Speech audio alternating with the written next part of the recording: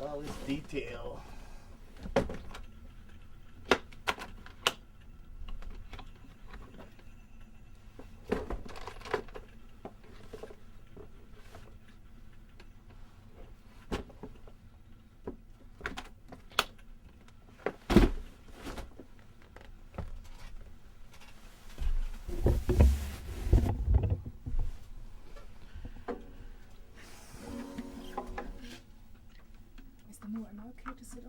Yeah, man, we just sit anywhere. You know, but it's sure. Come on, crush Was that a British accent? I'm German, but I lived in London for 6 years. So detected some essence of the British style. I'll just sit here and sing a mean tune or something. Dewdrop.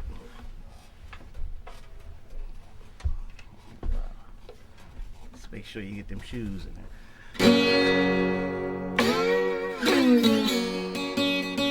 You got a set of questions you want to ask you? Ask me no questions.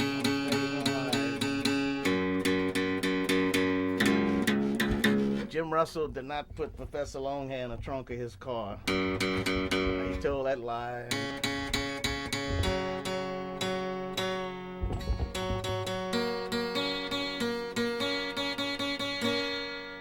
He invented rock and roll before Allen Toussaint or something like that.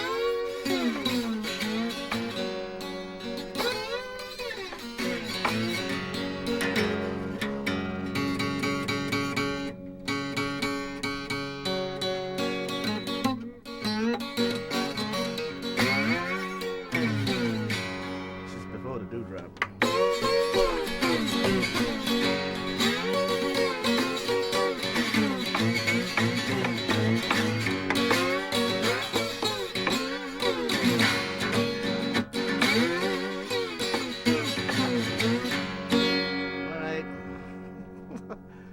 The shoes.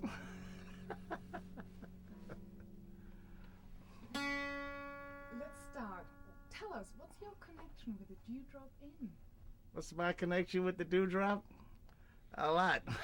I played at the Dewdrop during the great heyday, during the late 50s and early 60s, before civil rights. During the days of segregation, Deacon John was the house band at the Dewdrop Inn. Not always, sometimes, because there were very different house bands, you know. Robert Caffer, they called him Catman. Well, he had a house band for a while, and along with him, you know, came Arthur Prysock and Red Prysock and all the people that he used to back up, the people that Frank Pena used to bring in, because Frank Pena's Dewdrop Inn was the only place black people could go where they could enjoy a floor show with like an exotic dancer, a comedian, a magician, a singer, or some hot band or something like that, a comedian. I've seen people, you know, do the marionettes. I've seen a guy called Calhoun in Society Red. He had a dummy, and he was a ventriloquist. I saw him. I've seen the exotic dancers. I've seen, you know, female impersonators. He had a guy called Decoy that used to lay on a bed of hot coals and used to walk on nails. You know, he'd lay on a bed of nails, walk on hot coals, and he'd swallow flames and all that. And all this is part of the floor show at the Dewdrop, because it's Frank Pena, you know, kept, you know, he would always get the best of entertainment, you know. During his heyday, there were people like Ray Charles playing at the Dewdrop. You know, they come in and sit in until the wee hours of the morning, those historic jam sessions where all the Negro musicians would meet up at a Dewdrop because we couldn't go anywhere else. It was against the law. We go down Bourbon Street. The only way you get down Bourbon Street if you had a mop or a broom, or if you was a cook or a waiter or a musician. Just like they said in Saturday Night Fish Fry. You're a cook or a waiter or a musician. Or a tap dancer or something, you know. But, you know, when I was coming up, you know, there was vehicular traffic on Bourbon Street, you know, and if you walk down Bourbon Street, they'd run. What you want around here? Get away from here, boy. What you doing down here?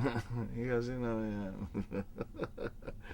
You know, because you could maybe, peep in some of the doors, but they'd shut the door as soon as you come, because they didn't want black people on Bourbon Street, period. Well, they had these mingling statues, and Robert Mitchum, one of the famous actors, came to the Dewdrop unaware of this stuff. And he went to the hottest place in town. He said, I heard about the Dewdrop. That's where I want to go. So he came to the Dewdrop, and I guess the word got out, and the police came and arrested him on a mingling statue. It's against the law to mingle with black patrons, go to a black nightclub. He's supposed to go to the white nightclub, not supposed to come to the black nightclub, but he didn't know any better, and he loved the music over there, so he went to the Dewdrop.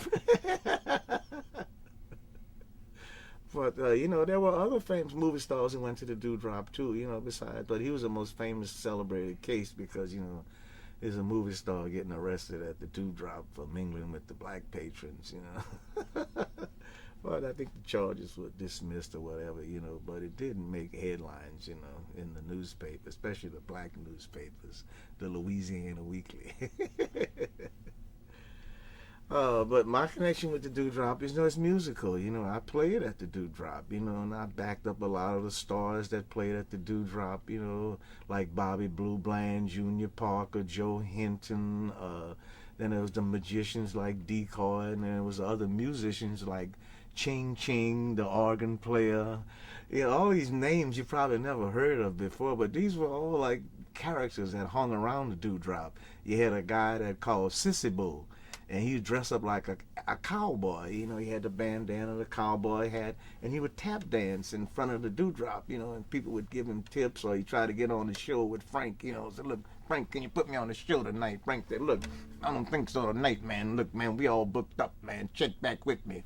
Because Frank had a thing, he get all the cab drivers, he tipped the cab drivers to drop a load off him at the Dewdrop, All the cab drivers knew that tourists, anybody in town, taking the Dewdrop, and Frank can throw some money on, for bringing the people over there, because he had the floor show with the cover charge, and the more tourists, he had a hustle with the cab drivers, So, my connection, was just music. I played there, I can remember Frank Pena, when I first started playing there, I was just like in my teens, I was just barely old enough, barely legal.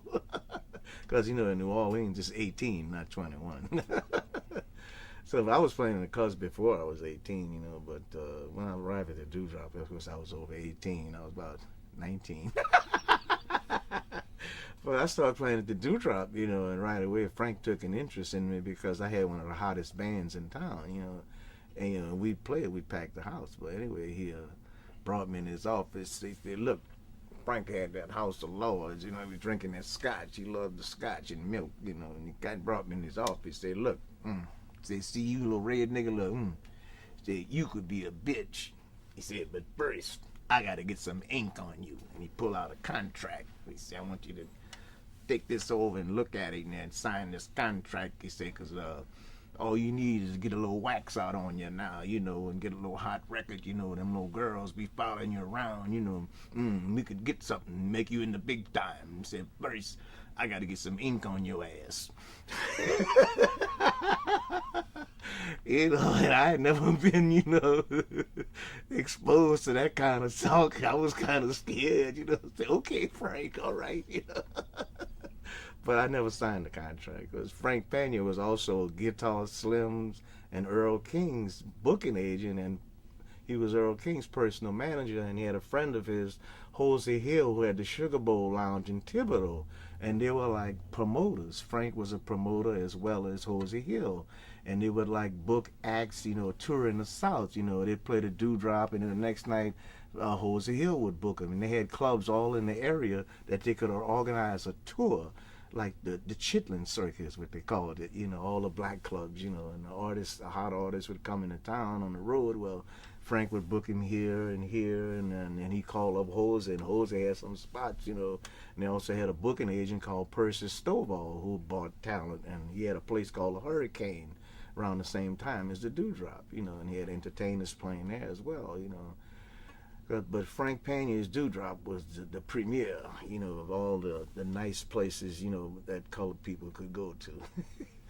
And like I said, that's where, I got discovered by Allen Toussaint playing at the Dewdrop. Allen Toussaint was one of the regulars. He hung out there. He played over there. We all knew each other, and he just came up, and introduced himself and asked me if I'd like to play on any recording session. And I said, yeah. And the next day, I was in Cosimo's studio in Governor Nichols in the French Quarter recording with the great Ernie K-Doe with There's a Will, There's a Way, and Tough Enough, and all the hits that he did, before Mother-in-Law.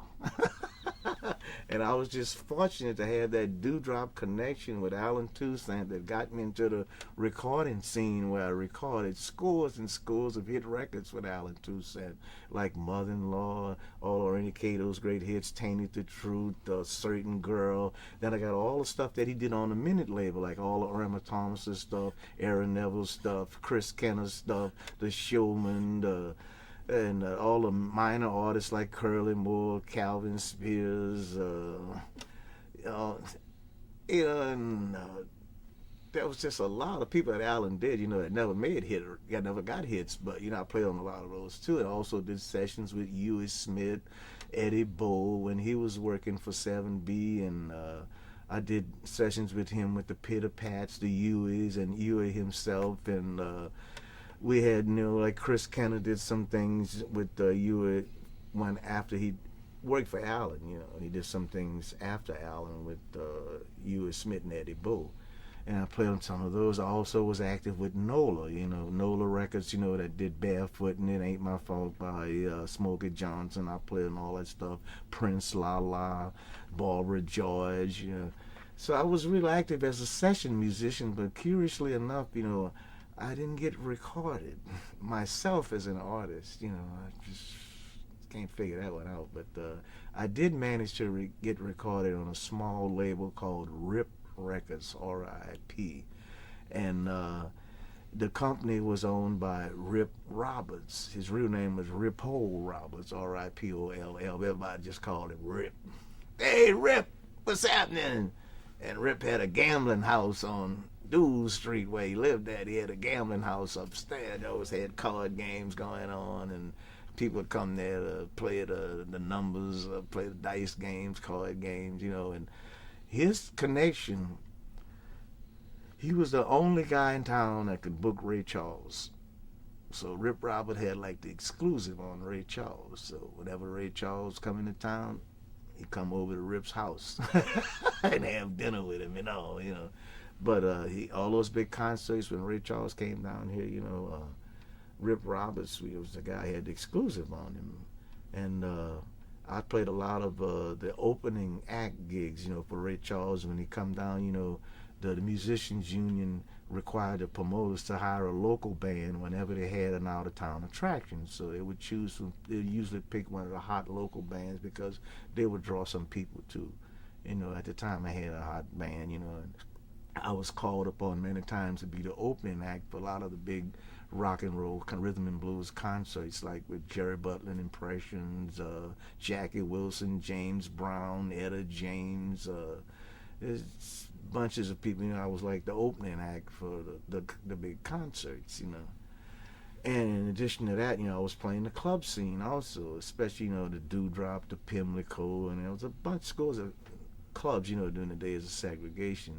But all that had, came to an almost like an abrupt, not really abrupt, but kind of like an abrupt end when Martin Luther King got shot. That was the day that race relations turned around in New Orleans. Because prior to that, it was fashionable for white people to hang out in black clubs doing, they call it slumming, or whatever, the college kids call it slumming, whatever, they'd go and hang out at the black clubs, because, hey, that was the hip scene to do, because we couldn't go to white clubs, but say, hey, well, we can go to the black clubs, Sometimes they get harassed by the police, but most of the times not, because all the movements of the civil rights, the wheels were in motion at the time. They hadn't passed it into law, but there was a lot of controversy and a lot of demonstrations. And I went to jail one time for mingling when I was in college. We had a beatnik party because beatniks were popular when I was in college. And the white kids and the black kids were there together. And the wind got out in the neighborhood. Oh, they got white people in there. And somebody called the police. The police raided the place. And the white kids were jumping out the window to try to avoid getting put in jail. And the police rounded us up and brought us to jail for disturbing the peace, mingling, and all kind of charges like that. And guess who our lawyer was? The famous civil rights lawyer, A.P. Turo. We went to Judge Babylon's night court and got the case dismissed.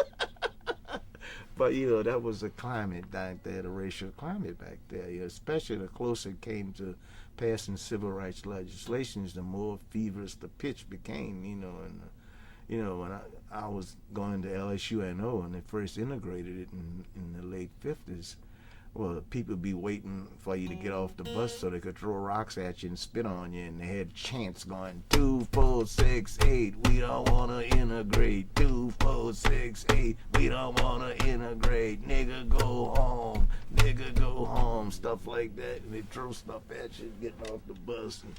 So you can go to class. They even called the LSUNO Dillard by the Sea. Dillard was a black college because they had a lot of black students going there when it first integrated LSUNO. It's called UNO now, but I went back there when it first got integrated. There were army barracks for classrooms. But anyway, that's a little side from the dewdrop, but the basic question you asked was what was my association with the dewdrop is just musically, and then there was, like a social fabric of life in the dewdrop also, Besides just being a place to play, it was a place to hang out, a place where musicians met, and people would be in a coffee house next door, Dorothy's Steakhouse, drinking coffee and talking. All the musicians would meet up there, say like on Monday and the off nights, the black nights, Monday or Tuesday, we'd all meet up there and have coffee and talk about this and that. It was like a social scene for the musicians. And Earl King had a newspaper that he hand wrote and drew cartoons in of the various going-ons around the dewdrop. Earl would drill holes in the hotel rooms in the doors and peep in and see what was going on, and he'd write about it in his column. This was before Xerox machines, so he only had one handwritten copy, and he used to charge $0.25 to read it. So after you get through reading it, there's another guy, he pay his $0.25, and he gets to read it and find out where all the latest gossip is around the dewdrop. Who's doing this, who's doing that. I forgot to turn off the cell phone. Cut. Are we good? Hello? Everything good? Speaks 60 or 30 well, I've got one title for me and one title from my producer, the Jump Blues CD. That's from a different distributor, but I myself distribute the Live at the New Orleans Jazz and Heritage Festival album. So I'll bring you some of those, and you can order the Jump Blues CDs from the distributor. Okay. All right, I'll see you tomorrow. All right, bye-bye. Okay, maybe I'll leave this phone somewhere. It's going to interrupt things if it rings. Can you afford turning it on silent? Would that be okay? Well, I can just move it out the room and let the machine take care. You can just move it in the next room. Okay. I'll put it in the kitchen table. Okay. Okay.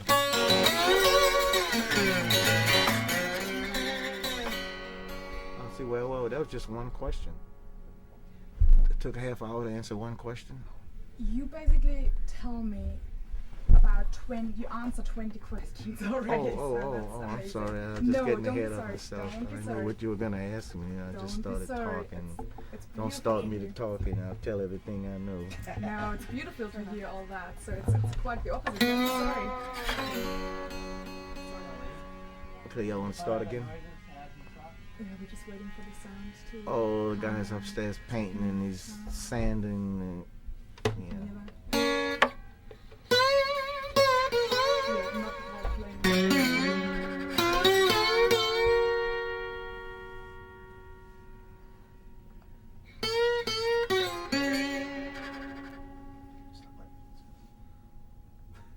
You want me to turn the air conditioner off too? No. Okay, I can't hear it.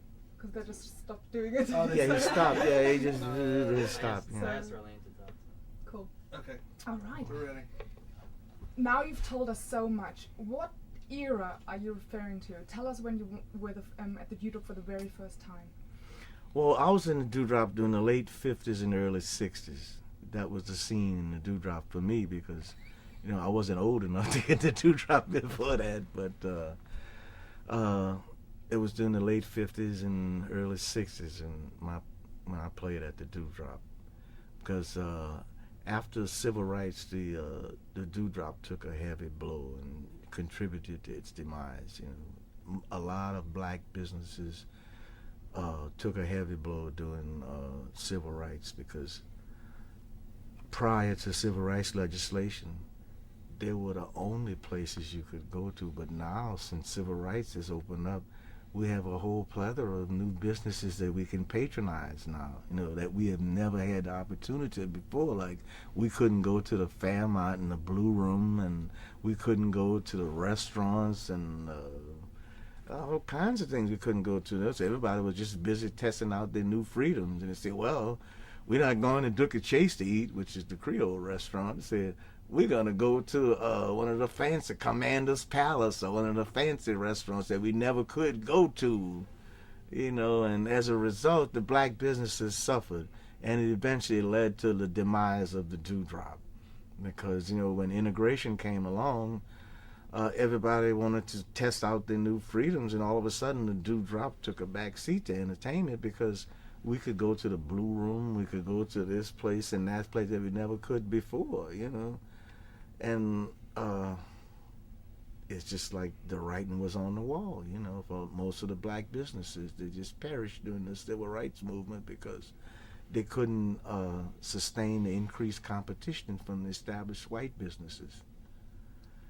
And that's what kind of, in my opinion, that kind of what led to the demise of the Dewdrop, you know, as an entertainment nightclub. It's just the civil rights movement. I don't blame it directly on the civil rights laws itself, but it's just a fallout from that, you know, that exacerbated the death of the black businesses in New Orleans. So some of them survived, you know, and most of them didn't.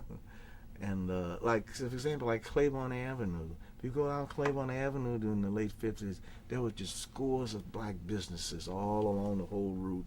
They had nightclubs, restaurants, fashion stores where you could buy clothing. They had just all hat shops. There were grocery stores. Just all lined up down Claiborne Avenue where you see the expressway came in and destroyed all of that too. When they moved the, not moved it, when they erected the superstructure of the expressway, they put it all down Claiborne Avenue, destroyed all those beautiful oak trees, and then, you know, it was like, you know, a haven, you know, just one of the cultural centers, you know, for black people, because all of the black cultural activities took place around that area of the city, geographically, around Orleans and Claiborne in particular, you know, and all along Claiborne Avenue and uptown on LaSalle Street. These were all centers of, you know, the black culture, you know, music and art and dance and, you know, and the way we do things as opposed, you know, the way white people did things, you know. And getting back to the question, I forgot it. I was asking you what era you were referring Oh, the era, yeah, well, I'll explain it. He can edit that out. That's all good. Okay, next. What about Annie Laurie? Annie Laurie was before my time. Annie Laurie was in the early 50s. I came in the late 50s, so I missed Annie Laurie. But I didn't miss Patsy Valdea. What's the next question? Tell us about Patsy. Well, Patsy Valdea. Patsy Valdea, we call her the toast of New Orleans because Patsy was the MC at the Dewdrop.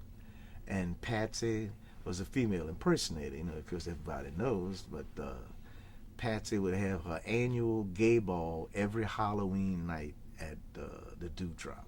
And this was like the big event of the year for gay people because they would dress up in all their finery and have costume contests, and it was a big masquerade thing, something like Mardi Gras, but only on Halloween night.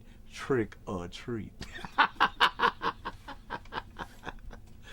But anyway, Patsy Valdez, his real name was Alvin Ayers, but they call him Patsy Valdez. It was a show name, you know. And Patsy would doll himself up in evening gowns, you know, and sometimes, you know, Patsy would have can slips on with evening gowns, and they have big long white gloves with cigarette holders and hats, big hats with flowers in them, and stockings and the whole thing, you know. And Patsy would always come up, you know, and introduce, you know, the entertainment for the evening, you know. Good evening, darlings. Welcome to the Dewdrop. Drink hearty and stick with your party. We have a wonderful show for you tonight, darlings. And right now, we're going to kick off the show with a little number goes something like this. And she'd always do All of Me. All of me. Why not take all of me? And then she'd kick the legs up so you could see her thighs and all.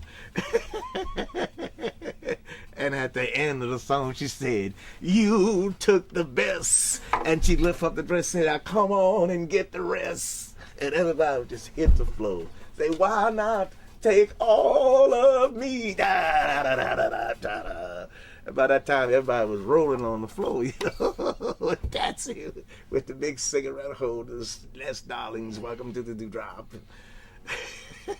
And Patsy would disappear, you know, and come out in between to introduce the acts and maybe do a song.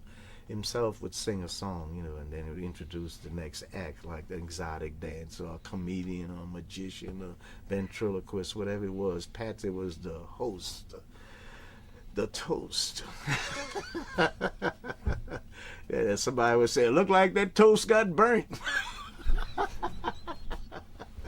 And there was always hecklers in the audience, you know, and Patsy knew how to shut up everybody, you know. She always had something, the last word. But like I said, Patsy was one of the famous characters on the Dewdrop. You know, Patsy lived right down the street, you know, so be in and out the Dewdrop all day long. Because the Dewdrop also had a restaurant, which was another magnet, you know. You could go to the Dewdrop. It was a one-stop place. You could get something to eat. They had a hotel room upstairs. They had a barbershop downstairs. And, you know, so it's just one stop. You know, everything is here. Everything you need is right here. And Frank used to help a lot of musicians who get stranded on the road, you know. They get stranded on the road, they run out of money, and the gigs cancel out on them. We needed something to help us to get back home. Well, Frank said, you can come play in my place. You know, I got a hotel I can put you up. Look, go see Paul on the back to pick you something to eat. If you need to get your hair fixed, he had another brother was the barber, you know, and his wife ran the hotel, and he ran the bar, and, you know, he had everybody. Anything you want, we got you, you know. If you need a band, you know, Frank was a booking agent, you know, because Frank used to be out hanging around the joint all day, you know, and if a gig come in, Frank went out on the sidewalk because I always had plenty of people hanging out. Frank said, look, you, come here, look, I want you on drums. You and say, look, we got a gig for y'all tonight in Baton Rouge, man. Say, you, come here. Just like that, and pick him off the sidewalk. You see, I'm going to send Earl around here to pick you up about 5 o'clock, you know. Yeah. That's the kind of place the Dewdrop was. It was like a watering hole, you know, an oasis or whatever you call it. It was a meeting place, you know, for the various entertainers and singers and musicians, the cab drivers, the cooks. Yeah, they all would hang out by the Dewdrop because that was the happening place, you know. The bands play till the sun come up, and you never can tell who's going to be in there. Lil Willie John might come in there and sing a number, man, or Ray Charles might be there, or, you know, who's going to be the Five Keys, Midnighters, man, Dinah Washington might walk in there. Aretha Franklin, anybody could walk in there, you know. So, you know, the big thrill about the Dewdrop was the thrill of the unexpected, you know. You never know what's going to happen, you know. Somebody might have a fight outside, call the police. Or it might be somebody catching somebody else with somebody else's wife in there. All kinds of stuff went on at the Dewdrop. It was the place to go. And that's what kept everybody coming, because the thrill of the unexpected. You don't know what's going to happen, man.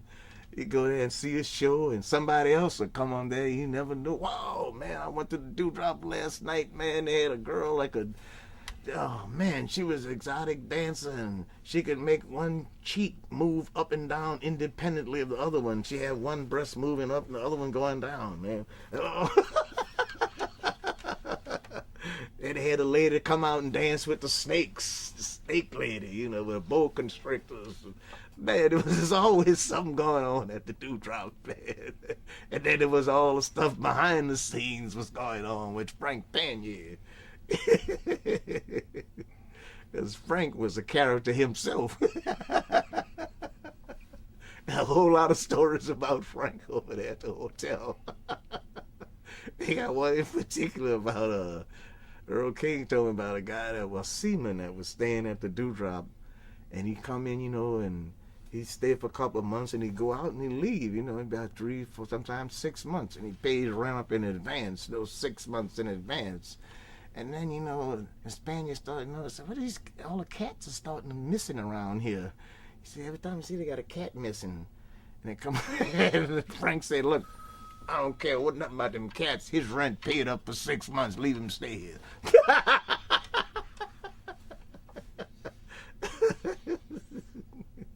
He thought somebody was killing the cats or something. Cats kept disappearing. He thought it was this guy. Frank said, look, don't mess with him. His rent's paid up 6 months in advance. Then there was a bartender, Blondie, the bartender. Blondie was like kind of an albino, he had blonde hair, that's why they call him Blondie, and he was the bartender over there, you know, and everybody had all these schemes, you know, because you could go in a Dewdrop and get a setup. You know, setup was like you get a half a pint of liquor, a bowl of ice, and something to mix it with, like club soda or 7-Up or Coca-Cola, you know, and they bring you a setup out there, you know. You can no longer do that now. You got to buy a drink, spot a drink, you know. But during those days, you know, people used to come there and get the setups on every table. Everybody's partying hardy, you know. But you can imagine what kind of scene the Dewdrop must have been. You know, like 5, 6 o'clock in the morning, all the musicians coming off their gigs. Cats got their axes, their horns, and they got all the head cutting sessions, you know. Guys say, I can play better than him. And go up there and try to outdo you, you know. They had a saxophone player called Knowles that used to do that, you know.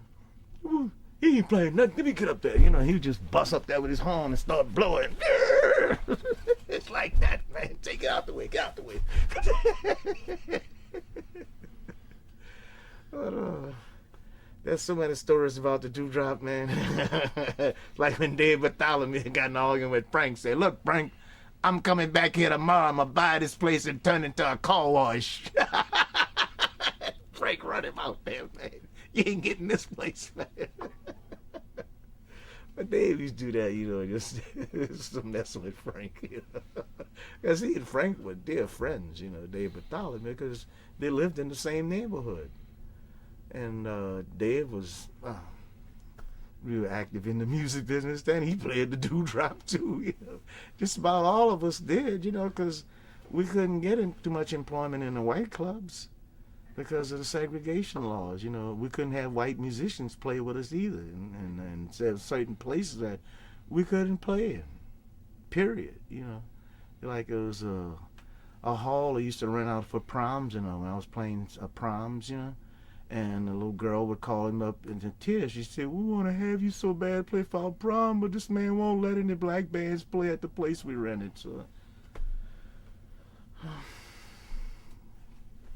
one of the sad things about segregation, you know, it's stuff like that. You know. And there were many opportunities denied to black entertainers, you know, because we were playing race music. We couldn't get our records played on mainstream radio because they classified us as race music. And the bottom line was they didn't want the white girls swooning over black entertainers. So that's why they didn't play us on the radio, mainstream radio, because when Rock and Roll Revolution came out, you know, the big push was to get black and white people dancing on the dance floor, you know. And then the police see that and they start breaking people up. You know, you see them in the film, start breaking up. They're like, go get to your seats, you know, because they didn't want, you know, the black kids mingling and dancing with each other, you know. That happened during the 40s when Billy Eckstine was out here, you know. Billy Eckstine was one of the first black male crooners that had the white girls swooning over him, just fainting on. He was tall, dark, and handsome and sang his ass off. You know, and so the record company stopped promoting his records because of that same principle. And, you know, and here comes Sinatra. They put him in his place. They did the same thing, you know, with Little Richard. They tried to put Jerry Lee Lewis in his place. You know, it's Jerry Lee Lewis copied all his stuff from Little Richard. You know, he got all the moves, playing with his feet and hands, and yeah, all from Little Richard. It's like the Beatles got this scream from Little Richard. Whoo! Came from Little Richard. All those Little Richard's records, you sing like Tutti Frutti. Richard would have a classic scream that he does in almost every one of the records. He'd go, ow! And that's where the Beatles, he said he taught the Beatles how to do that. Yeah, Little Richard played at the Dewdrop too. Matter of fact, I cut a record with Little Richard called The Dewdrop. And Little Richard was one of the people who played the Dewdrop. Fats Domino, Dave Bartholomew, Sugar Boy, Tommy Ridgely, Danny White, Deacon John, man, all the names, Johnny Adams, so many entertainers, you know, like Oop-Oop-A-Doo, Jesse Hill, Oliver Morgan, who shot the La-La. These are all the people that were hanging out at the Dewdrop. You know, Huey Smith and the Clowns, and there was an offshoot called the Tic-Tocs. These were the guys who sang background with Huey Smith and the Clowns, and they got their own group together. They called themselves the Tic-Tocs. And during those days, everybody was putting on like a floor show. You know, my band had like a floor show too. We would do an act. You know, like we would do Along Came Jones, you know, about the train and all that, and somebody in the band would come out and pretend, you know, they're laying somebody on the train tracks and the buzz saw, and then Along Came Jones. You know, we'd act out the scene, you know, on stage. Like Please Mr. Custer, we would act out the lyrics on stage. Like, I don't want to go, yo. There's a redskin waiting out there, fixing, and somebody in the band act like they're going to scalp me, you know. And I don't want to wind up dead a ball. Then we get, you know, the guys in the band with the American flag, like we were in a cavalry or something, you know, we'd act out something. You know, we had like a skit, you know. And that's how I got into Dewdrop, you know, because we had like a little, the band put on a floor show as well as backing up the acts in the floor show. But, Jesus, all I have to say, the era I grew up in. Oh, all right, what's next? Give us another taster of you playing the guitar. Oh, another taste of me playing the guitar. Well, back then in Dewdrop, I wasn't playing a slide guitar. I just picked that up. Wait.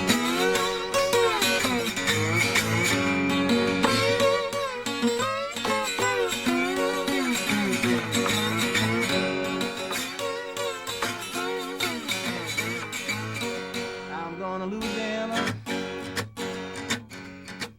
and get me a mojo hand.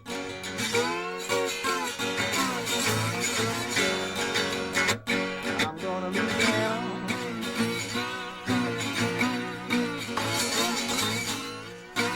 and get me a mojo hand.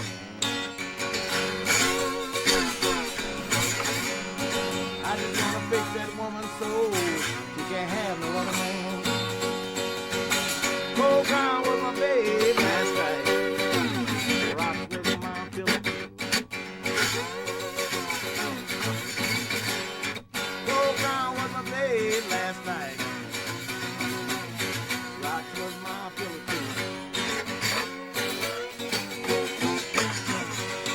I woke up this morning, I was wondering what am I gonna do? And I lay down thinking about me a mojo hand. I lay down thinking about me a mojo hand. I just wanna fix my woman's soul.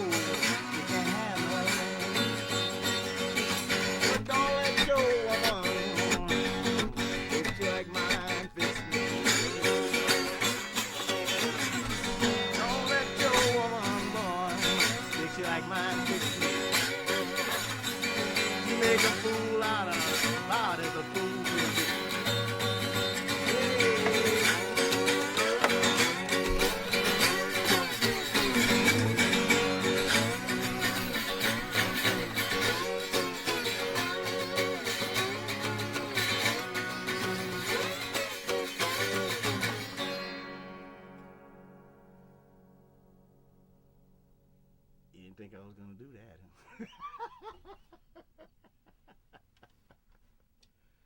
So tell me, what role did music play in those days?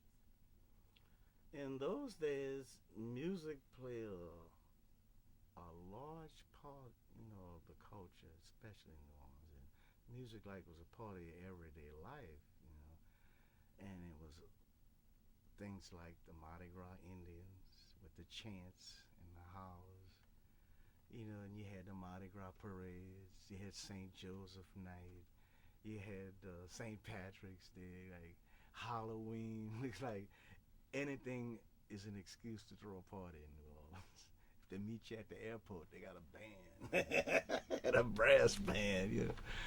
They're just music, just like a part of everyday's life. The kids grew up with it. You see kids walking down the street singing. They're singing songs walking down the street. Clapping hands and harmonizing. You hardly ever see that in other places, because New Orleans, San Francisco, New York are the three leading centers that still have an active culture, a way of doing things, You go to the rest of the United States, it's just like, there's nothing happening here, man. Everything closed up at 12 o'clock. Nowhere to go, nothing to do, man. No Mardi Gras, no Jazz Fest, no Indians, no Bourbon Street, nothing. Down in New Orleans, we never close. We open 24/7. You can go get a drink any time of the day or night, We never close. We have a certain way of doing things, and we have an amalgamation of cultures in New Orleans. By New Orleans being a seaport town, we've attracted various cultures and ethnicities from all over the world. We have the Caribbean cultures from Haiti and Cuba and, Brazil. They all came to New Orleans because New Orleans is mainly a seaport town, and you attract people from all over the world. The Africans came here. The Jews came here, the Italians came here, the Germans came here.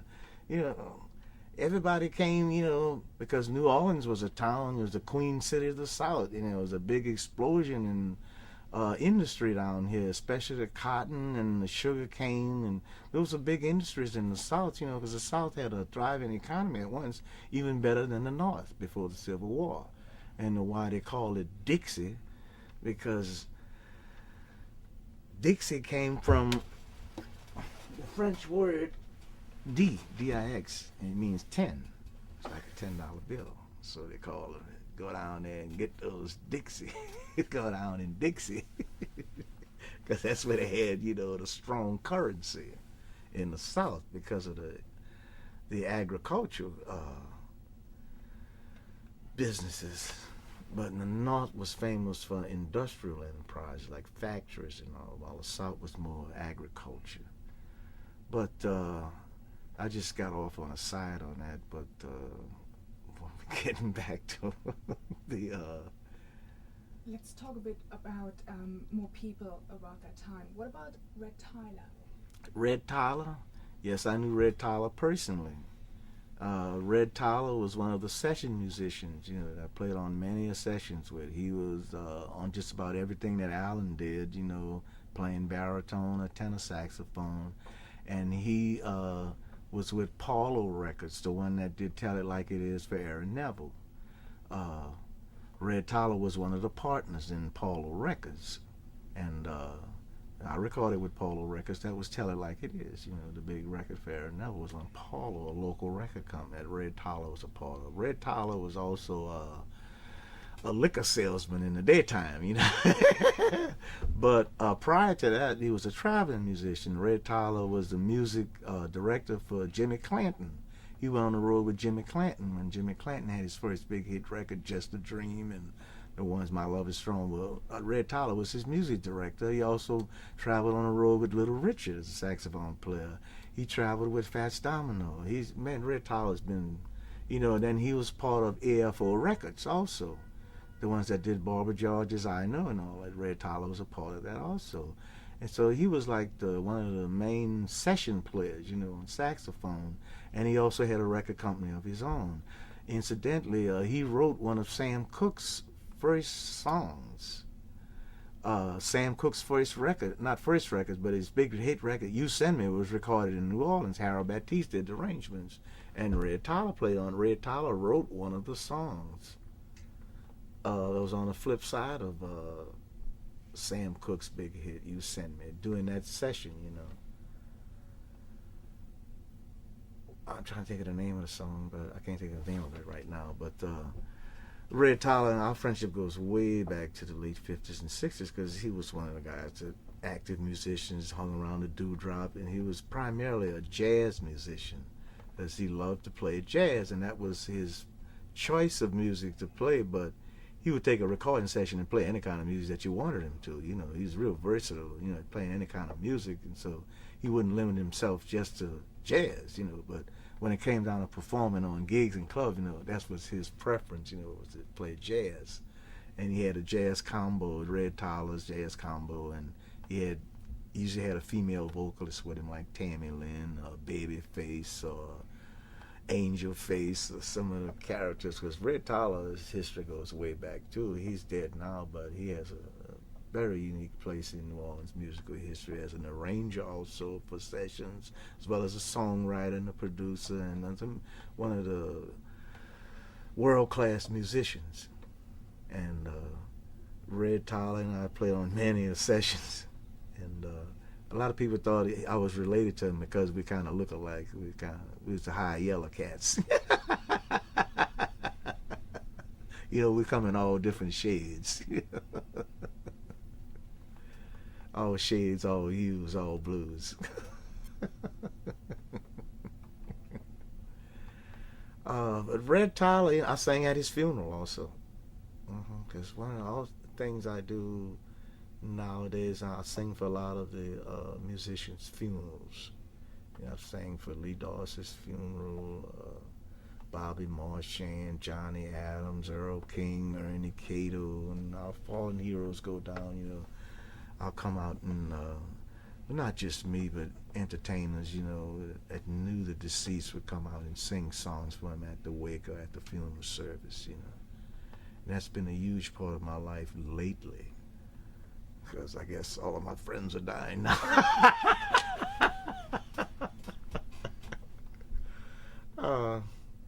More about Red Tyler?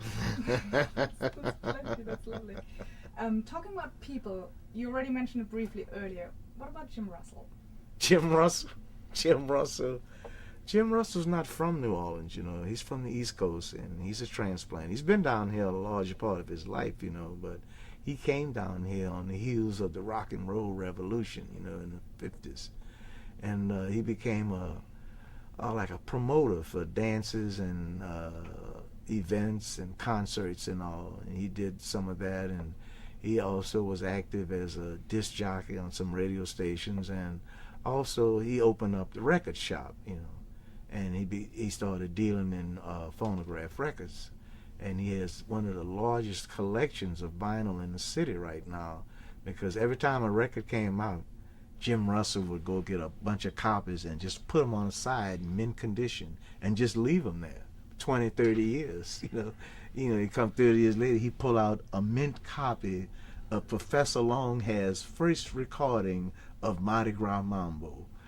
Not Mardi, going to Mardi Gras, and it was called Going to St. Louis at the time. It wasn't going to the Mardi Gras. He pulled out a mint copy on vinyl of Professor Longhair's Go to the Mardi Gras before it was called Go to the Mardi Gras. That's how avid a record collector he is, you know, and he had the foresight to document all of this stuff, you know, because who knows, some of these records might be collector's item, it might sit around right now, and 10 years later became a big hit.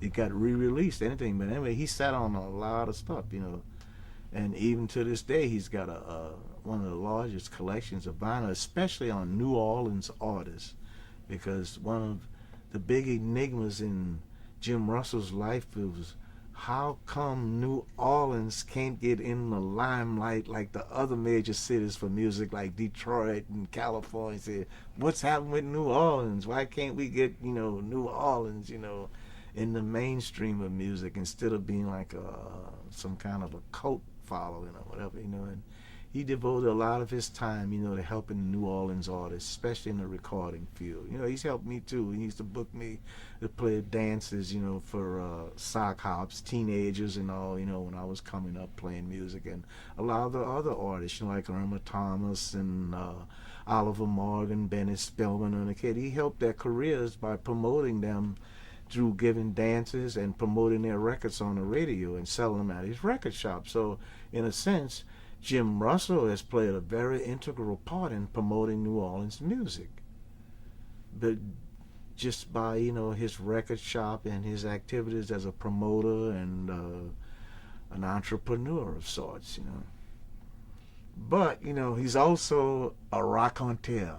And Jim Russell can have you in his store all day long telling you stories. All these stories, some of them are true, most of them aren't true. Some of them are half true, but, he is a marvelous storyteller, but he is prone, to adding on things or telling things, sometimes bending the truth a little, Like he told a story about he locked Professor Long in a trunk of his car and drove him all the way to New Orleans from Memphis. And he was starving, and he gave Fess something to eat because it's just stories like that you find hard to believe, Who's gonna lock Fess in a trunk and drive him all the way to New Orleans in the trunk of his car? Come on.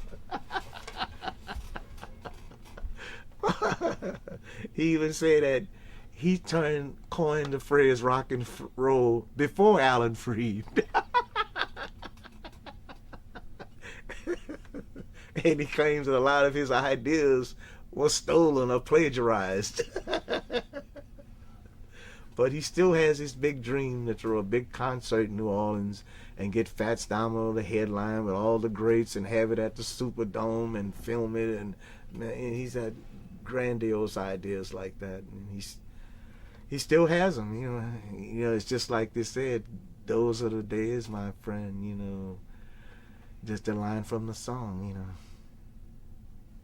Considering that it was segregation during the Dewdrop days, what about him being a white agent for black recording artists? Well, he ran into several problems like that,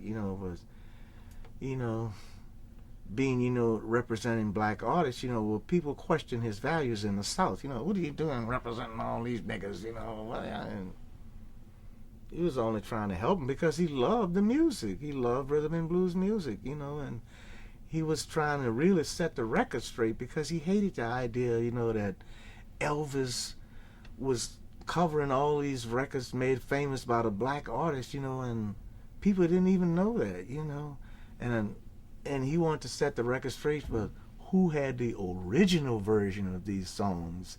And that's why he felt like the people who did the original recordings were cheated out of airplay. They couldn't get on mainstream radio, so the opportunity for them to have a successful hit recording was greatly diminished because they couldn't get airplay on mainstream radio. And Jim Russell was one of the guys who fought to get, black music on the white radio stations.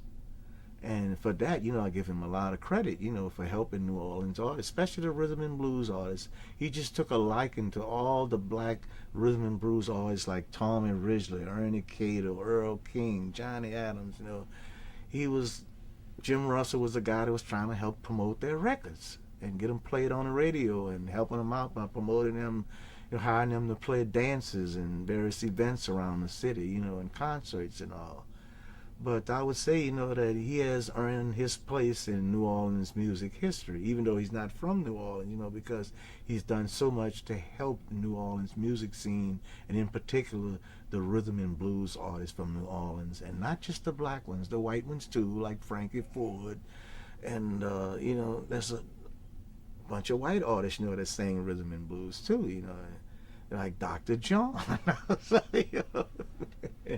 And Jim Russell has always been the one, who led the fight, for original recordings, because he didn't like the idea that Patti Page would sing one of Little Richard's record and make all the money, and then, the black artists, they wouldn't stand a chance, And Jim Russell was one of the cats who fought, to have black music played on mainstream radio. What about him taking Joe Barry to the judo ring? Well, I wasn't there. That's all I can say. I wasn't there when he took Joe Barry to the dewdrop, if he did. Because, you know, Joe Barry was the guy that imitated Fats Domino. And he sounded so much like Fats, people couldn't hardly believe it. Wait a minute, that's a white guy?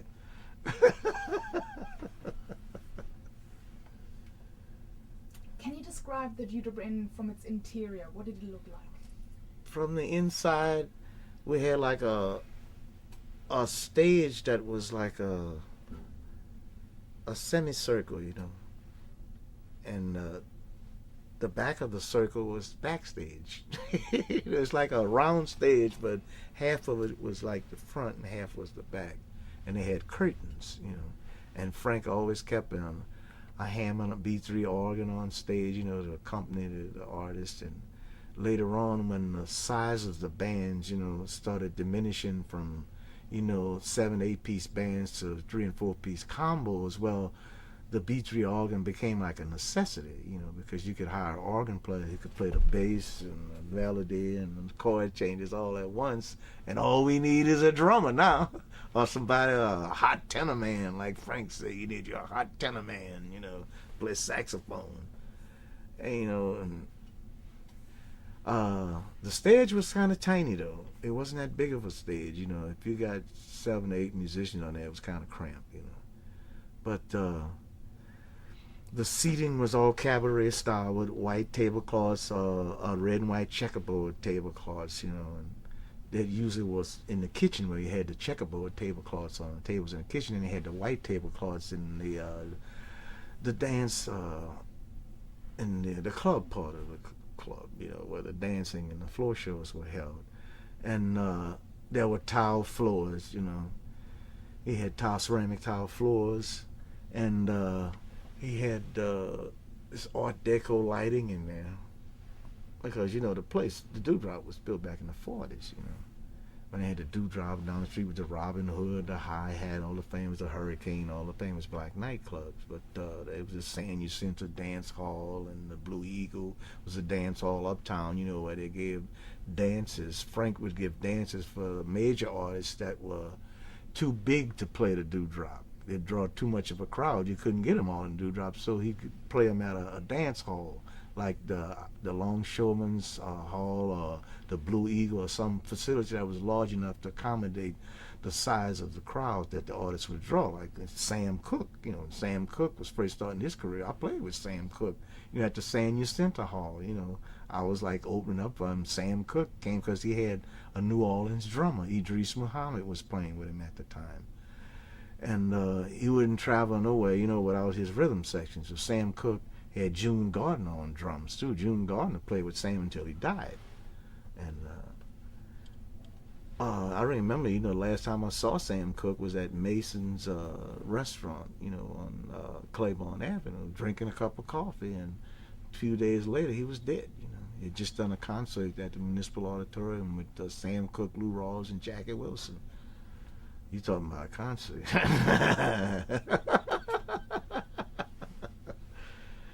Anyway, I just keep getting off the subject so much. But it's beautiful. All these little asides. So how big was the Dewdrop? I mean, how many people could come? If you could get 200 in there, it was packed.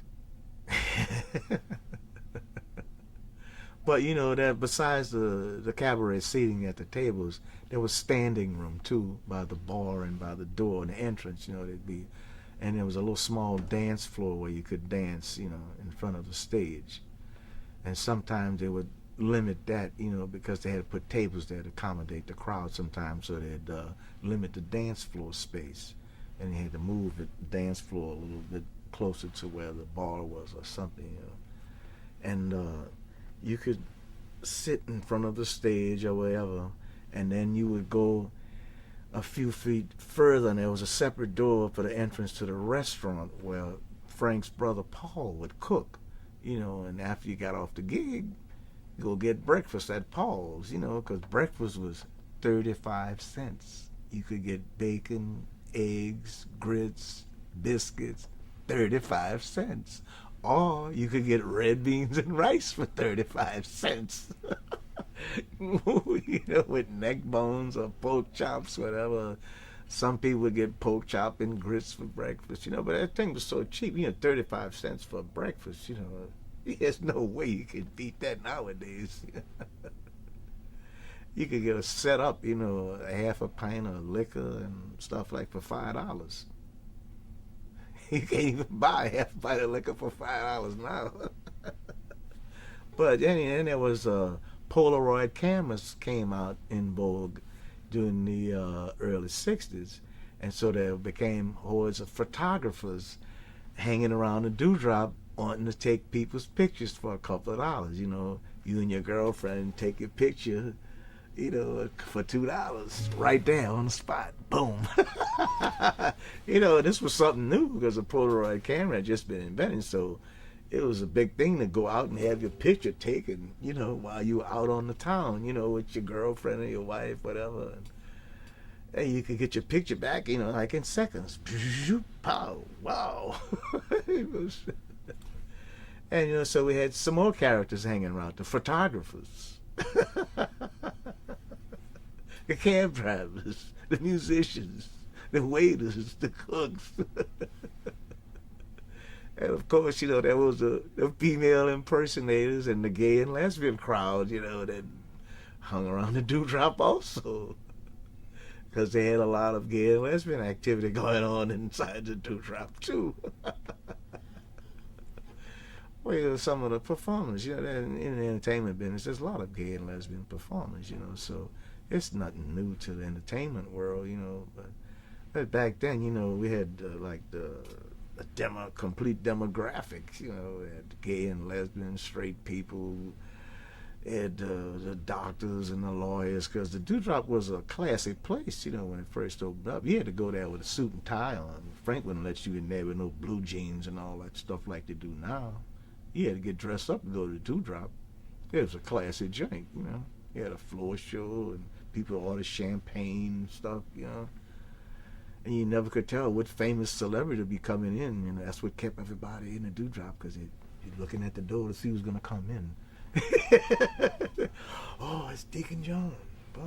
It's like I walked in the dewdrop one night and Mr. G was the MC, Mr. Google Eyes. I don't know if you ever heard about him. But he was a blues singing shower from the 40s and 50s, in the jump blues fashion like Roy Brown and all.